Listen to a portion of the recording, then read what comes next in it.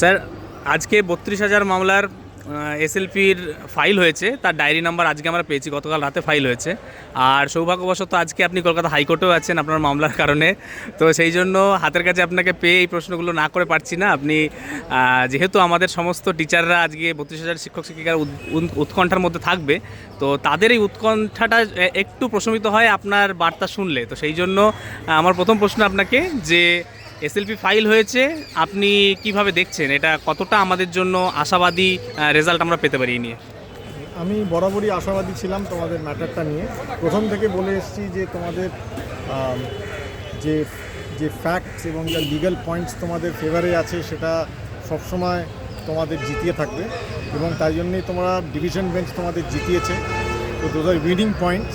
এবং যে ডিভিশন বেঞ্চের অর্ডারটা সেটা খুব ডিটেল, এবং প্রত্যেকটা পয়েন্ট যেগুলো আর্গিউ করা হয়েছে প্রত্যেকটা তুলে তার খণ্ডন করে, তার উল্লেখ করে, তার সমালোচনা করে তার উপর একটা অর্ডার দিয়েছে। খুবই ব্যালেন্সড, খুবই ওয়েল রিজনড অর্ডার। তো একদিক দিয়ে দেখতে গেলে হ্যাঁ, একটা মাথার পেছনে চিন্তা আসে যে আবার আরেকটা চ্যালেঞ্জ সুপ্রিম কোর্টের সামনে, সুপ্রিম কোর্টের সম্মুখীন। এবার সেটা যেরকম, এবং আমি যে পয়েন্ট থেকে আবার বারংবার বলছি যে আমি খুব আশাবাদী মানুষ। তো অনেক পজিটিভ সাইড, একবার যখন এসএলপি ডিসমিস হয়ে যাবে তাহলে তোমাদের জীবনে আর দ্বিতীয়বার কেউ কোনো রকমভাবে কোনো উৎকণ্ঠার সম্মুখীন করতে পারবে না। কোনো উৎকণ্ঠা থাকবে না, কোনো প্রশ্নচিহ্ন থাকবে না, কোনো উদ্বেগ থাকবে না, কোনো ভয়ের কারণ থাকবে না। এবং in that sense it is ডিয়ারিং A completion.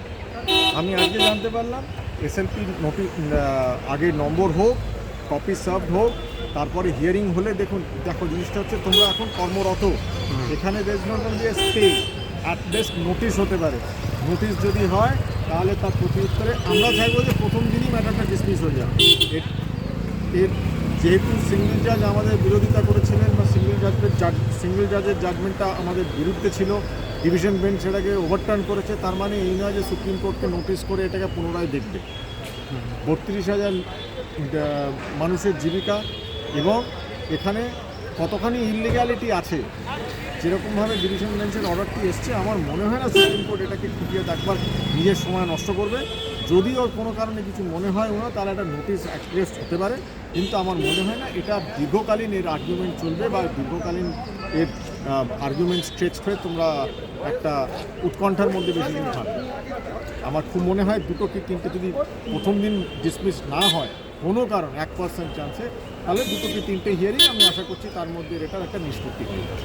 তাহলে আমরা এটাকে এভাবে কনসিডার করতে পারি যে এটা আমাদের অন্তিম লড়াই, এবং আগামী ভবিষ্যতে আমাদের চাকরি নিয়ে যে সমস্ত প্রশ্নগুলো রয়েছে তার নিরসনের জন্য এটাই সব আমাদের হয়তো শেষ লড়াই।